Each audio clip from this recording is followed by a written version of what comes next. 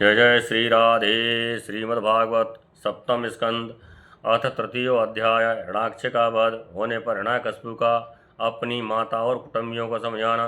नारद जी ने कहा, युधिष्ठिर, जब भगवान ने वराह अवतार धारण करके हिरण्याक्ष को मार डाला, तब भाई के इस प्रकार मारे जाने पर हिरण्यकशिपु रोष से जल भुन गया और शोक से संतप्त हो उठा।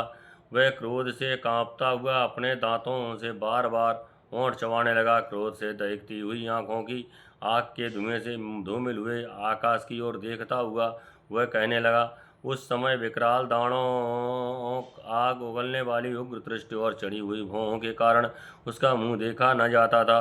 भरी सभा में त्रिशूल उठाकर उसने द्विमूर्धा, त्र्यक्षर, संवर, सतबाहु, हयग्रीव, नमुची, पाक, इलबल, विप्रचित, पुलोमा और शकुन आदि को संबोधन करके कहा, दैत्यों और दानवों, तुम सब लोग मेरी बात सुनो और उसके बाद जैसे मैं कहता हूँ वैसा करो।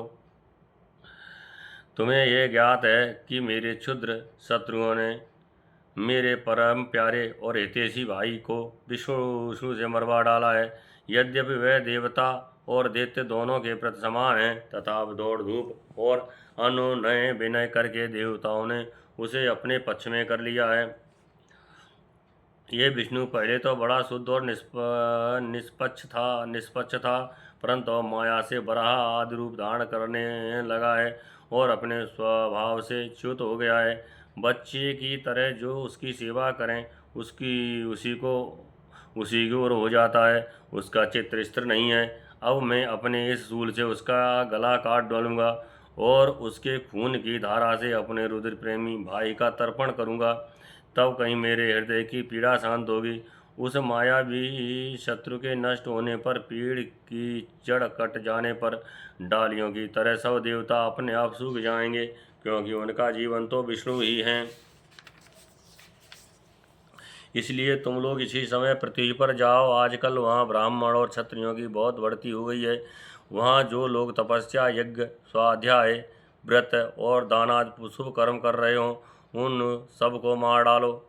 विष्णु की जड़ है द्विजातियों का धर्म कर्म, क्योंकि यज्ञ और धर्म ही उसके स्वरूप हैं। देवता, ऋषि, पितर, समस्त प्राणी और धर्म का वही परमाश्रय है। जहाँ जहाँ ब्राह्मण, गाय, वेद, वर्णाश्रम और धर्म कर्म हो, उन देशों में तुम लोग जाओ और उन्हें जला दो, उजाड़ डालो। दैत्य तो स्वभाव से ही लोगों को सताकर सुखी होते हैं।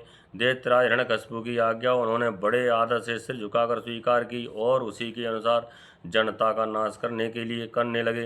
उन्होंने नगर, गांव, गऊओं के रहने के स्थान, बगीचे, खेत, टहलने के स्थान, ऋषियों के आश्रम, रतन आदि की खाने, किसानों की बस्तियां, तराई के गांव, अहीरों की बस्तियां और व्यापार के केंद्र, बड़े बड़े नगर जला डाले।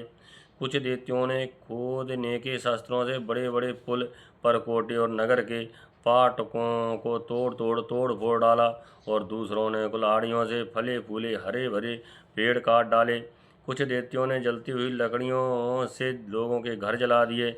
इस प्रकार दैत्यों ने निरीह प्रजा का बड़ा उत्पीड़न किया। उस समय देवता लोग स्वर्ग छोड़कर छिपे रूप से पृथ्वी में विचरण करते थे। यह युधिष्ठिर भाई की मृत्यु से हिरण्यकशिपु को बड़ा दुख हुआ। तब उसने उसकी अंत्येष्टि क्रिया से छुट्टी पा ली।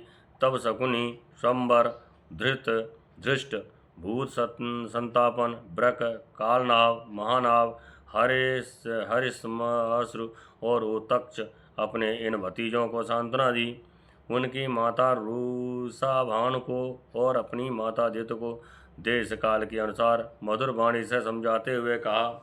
हिरण्यकशिपु ने कहा, मेरी प्यारी माँ, बहू और पुत्रों, तुम्हें वीर हिरण्याक्ष के लिए किसी प्रकार का शोक नहीं करना चाहिए। वीर पुरुष तो ऐसा चाहते ही हैं कि लड़ाई के मैदान में अपने शत्रु के सामने उसके दांत खट्टे करके प्राण त्याग करें। वीरों के लिए ऐसी ही मृत्यु श्लाघनीय होती है। देव जैसे प्याऊ पर बहुत से लोग इकट्ठे हो जाते हैं, परंतु उनका मिलना जुलना थोड़ी देर के लिए ही होता है। वैसे ही अपने कर्मों के फेर से देव बस जीव भी मिलते और बिछड़ते हैं। वास्तव में आत्मा नित्य विनाशी, शुद्ध, सर्वगत, सर्वज्ञ और देह इंद्रिय आज से पृथक है। वह अपनी अविद्या से ही देह आदि की सृष्टि करके भोगों के साधन सूक्ष्म शरीर को स्वीकार करता है। जैसे हिलते हुए पानी के साथ उसमें प्रतिबिंबित होने वाले वृक्ष भी हिलते से जान पड़ते हैं, और घुमाई जाती हुई आँख के साथ सारी पृथ्वी घूमती सी दिखाई देती है। कल्याणी, वैसे ही विषयों के कारण मन भटकने लगता है, और वास्तव में निर्विकार होने पर भी उसी के समान आत्मा भी भटकता हुआ सा जान पड़ता है। उसका स्थूल और सूक्ष्म शरीर से कोई भी संबंध नहीं है, फिर वह संबंधी सा जान पड़ता है। सब प्रकार से शरीर रहित आत्मा को शरीर समझ लेना, यही तो अज्ञान है। इसी से प्रिय अथवा अप्रिय वस्तुओं का मिलना और बिछुड़ना होता है। इसी से कर्मों के साथ संबंध हो जाने के कारण संसार में भटकना पड़ता है। जन्म मृत्यु, अनेकों प्रकार के शोक, अविवेक, चिंता और विवेक की विस्मृति, सब का कारण ये अज्ञान है। इस विषय में महात्मा लोग एक प्राचीन इतिहास कहा करते हैं। वह इतिहास मरे हुए मनुष्यों के संबंधियों के साथ यमराज की बातचीत है। तुम लोग ध्यान से उसे सुनो। उसी नर देश में एक बड़ा यशस्वी राजा था। उसका नाम था सुज्ञ। लड़ाई में शत्रुओं ने उसे मार डाला। उस समय उसके भाई बंधु उसे घेर कर बैठ गए।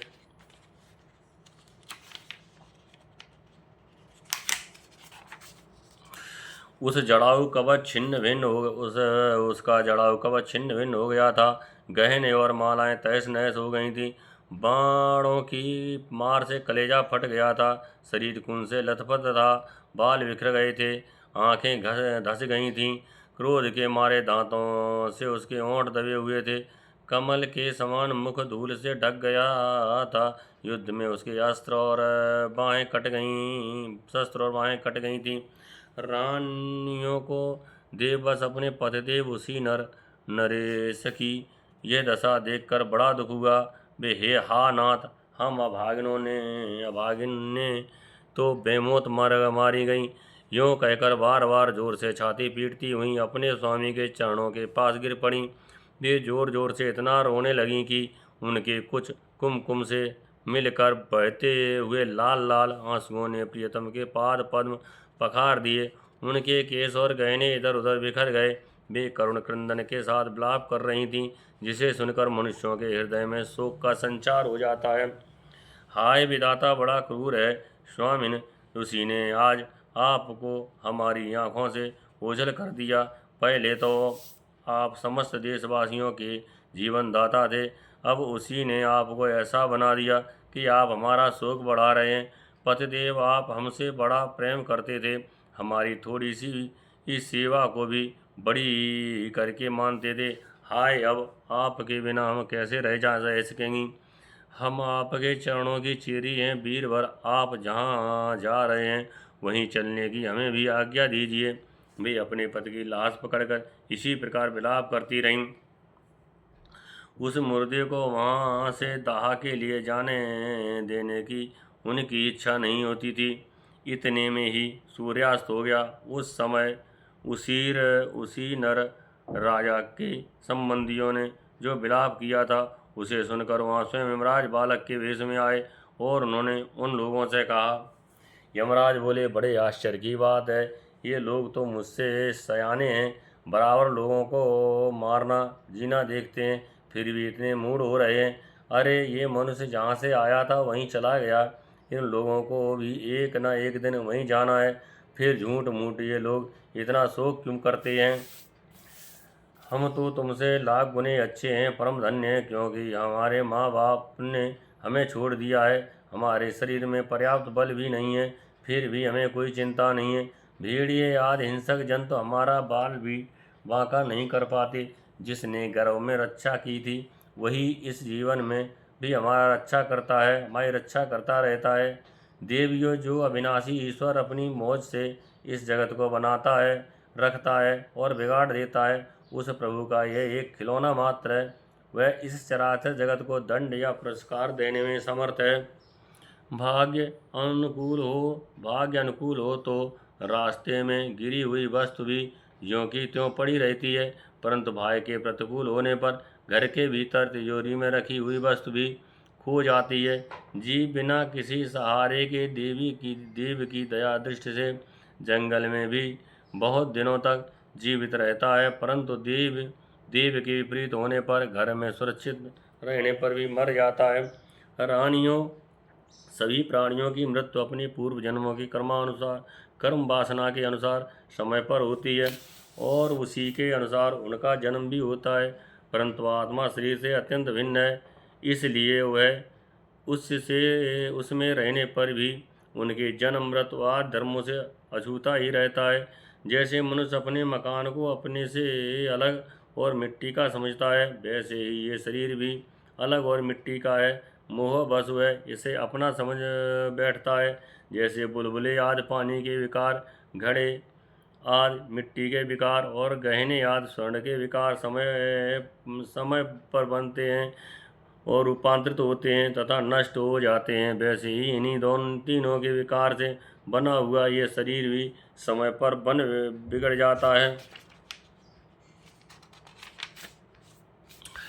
जैसे काठ में रहने वाली व्यापक अग्नि स्पष्ट ही उससे अलग है, जैसे देह में रहने पर भी वायु का उससे कोई संबंध नहीं है, जैसे आकाश सब जगह एक सा रहने पर भी किसी के दोष गुण से लिप्त नहीं होता, वैसे ही समस्त देह इंद्रियों से रहने वैसे ही समस्त देह इंद्रियों में रहने वाला और उनका आश्रय आत्मा भी उनसे अलग और निर्लिप्त है। मूर्खो, जिसके लिए तुम सब शोक कर रहे हो, ये स्वयज्ञ नाम का शरीर तो तुम्हारे सामने पड़ा है। तुम लोग इसी को देखते थे, इसमें जो सुनने वाला और बोलने वाला था वह तो कभी किसी को नहीं दिखाई पड़ता, फिर भी आज भी नहीं दिखाई दे रहा है, तो शोक क्यों? तुम्हारी ये मान्यता है कि प्राण ही बोलने या सुनने वाला था, तो सो निकल गया। मूर्खता पूर्ण है, क्योंकि सुषुप्ति के समय प्राण तो रहता है पर ना वह बोलता है और न सुनता है। शरीर में सब इंद्रियों की चेष्टा का हेतुभूत जो महाप्राण है वह प्रधान होने पर भी बोलने या सुनने वाला नहीं है, क्योंकि वह जड़ है। देह और इंद्रियों के द्वारा सब पदार्थों का दृष्टा जो आत्मा है वह शरीर और प्राण दोनों से पृथक है। यद्यप वह परिच्छिन्न नहीं है, व्यापक है, फिर भी पंचभूत इंद्रिय और मन से युक्त नीचे ऊंचे देव मनुष्य पशु पक्षी आदि शरीरों को ग्रहण करता और अपने विवेक बल से मुक्त भी हो जाता है। वास्तव में वह इन सब से अलग है। जब तक वह 5 प्राण, 5 इंद्रिय, कर्मेंद्रिय, 5 ज्ञानेंद्रिय, बुद्धि और मन इस 17 तत्वों से बने हुए लिंग शरीर से युक्त रहता है, तभी तक कर्मों से बना रहता है और इस बंधन के कारण ही माया से होने वाले मोह और क्लेश बराबर उसके पीछे पड़े रहते हैं। प्रकृति के गुणों और उनसे बनी हुई वस्तुओं को सत्य समझना अथवा कहना झूठ मूठ का दुराग्रह है। मनोरथ के समय की कल्पित और स्वप्न के समय की देख पड़ने वाली वस्तुओं के समान इंद्रियों के द्वारा जो कुछ ग्रहण किया जाता है सब मिथ्या है। इसलिए शरीर और आत्मा का तत्व जानने वाले पुरुष ना तो अनित्य शरीर के लिए शोक करते हैं और न नित्य आत्मा के लिए ही, परंतु ज्ञान की दृढ़ता न होने के कारण जो लोग शोक करते रहते हैं उनका स्वभाव बदलना बहुत कठिन है। किसी जंगल में एक बहेलिया रहता था। वह बहेलिया क्या था, विधाता ने मानो उसे पक्षियों के काल रूप में ही रच रखा था। जहाँ कहीं भी वह जाल फैला देता और ललचाकर चिड़ियाओं को फंसा लेता। एक दिन उसने कुलिंग पक्षी के एक जोड़े को चारा चुगते देखा। उनमें से उस बहेलिये ने मादा पक्षी को तो शीघ्र ही फंसा लिया। कालवश वह जाल के फंदों में फंस गई। नर पक्षी को अपनी मादा की विपत्तियों को देखकर बड़ा दुख हुआ। वह बेचारा उसे छुड़ा तो सकता न था। स्नेह से उसे बेचारी के लिए विलाप करने लगा। उसने कहा, ये यूँ तो विधाता सब कुछ कर सकता है, परंतु है बड़ा निर्दयी ये मेरी सहचरी। एक तो स्त्री है, दूसरे मुझ अभागे अभागे के लिए शोक करती हुई बड़ी दीनता से छटपटा रही है। इसे लेकर वह करेगा क्या? उसकी मौज हो तो मुझे ले जाए। इसके बिना मैं अपना ये अधूरा विधुर जीवन, जो दीनता और दुख से भरा हुआ है, लेकर क्या करूँगा? अभी मेरे अभागे बच्चों के पर भी नहीं जमे हैं। स्त्री के मर जाने पर उन मातृहीन बच्चों को मैं कैसे पालूंगा? ओहो, घोंसले में वे अपनी माँ की बाट देख रहे होंगे। इस तरह वह पक्षी बहुत सा विलाप करने लगा। अपनी सहचरी के वियोग से वह आतुर हो रहा था। आंसुओं के मारे उसका गला रुंध गया था। तब तक काल की प्रेरणा से पास ही छिपे हुए उसी बहेलिये ने ऐसा बाण मारा कि वह भी वहीं पर लौट गया। मूर्ख रानियों, तुम्हारी भी यही दशा होने वाली है। तुम्हें अपनी मृत्यु तो दिखती नहीं और इसके लिए रो पीट रही हो। यदि तुम लोग 100 वर्ष तक इसी तरह शोक बस छाती पीटती रहो तो भी अब तुम इसे नहीं पा सकोगी। हिरण्यकशिपु ने कहा, ये छोटे से बालक की ऐसी ज्ञानपूर्ण बातें सुनकर उस छोटे से बालक की ऐसी ज्ञानपूर्ण बातें सुनकर सबके सब दंग रह गए। उसी नरेश के भाई बंधु और स्त्रियों ने यह बात समझ ली कि समस्त संसार और इसके सुख दुख अनित्य एवं मिथ्या हैं। यमराज ये उपाख्यान सुनाकर वहीं अंतर ध्यान हो गए। भाई बंधुओं ने भी स्वयज्ञ की अंत्येष्टि क्रिया की। इसलिए तुम लोग भी अपने लिए या किसी दूसरे के लिए शोक मत करो। इस संसार में कौन अपना है और कौन अपने से भिन्न, क्या अपना है और क्या पराया? प्राणियों को अज्ञान के कारण ही ये अपने पराय का दुराग्रह हो रहा है। इस भेद बुद्धि का और कोई कारण नहीं है। नारद जी ने कहा, युधिष्ठिर, अपनी पुत्र वधु के साथ दित्य ने हिरण्यकशिपु की ये बात सुनकर उसी क्षण पुत्र शोक का त्याग कर दिया और अपना चित्त परमात्मा स्वरूप परमात्मा में लगा दिया। इस श्रीमद्भागवते महापुराणे पारमहंसायां संहितायां सप्तम स्कंधे द्वितीयशोकापनयनं नाम द्वितीयोऽध्यायः। जय जय श्री राधे।